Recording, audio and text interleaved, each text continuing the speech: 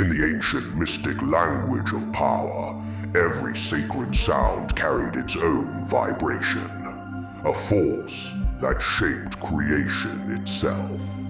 The sequence began with the primal tones, Pa, Ve, Ged, Gal, Or, Fam, Gon, Na, and Tal, the foundation of being. Each syllable held a hidden numerical essence, 1 through 10, defining the elemental balance of air, fire, water, and earth. Then came the higher harmonics, Drux, Jur, Med, Don, Van, Seth, Lux, Taux, Gigs, and Ergs. Resonances of greater cosmic order.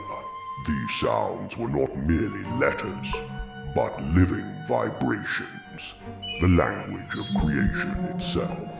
In modern esoteric studies, such sacred tones are used to decode hidden meanings, to read the unseen, and to align human consciousness with the divine structure of the universe. Every sound, every number, every vibration, a key to the mystery that unites spirit and matter.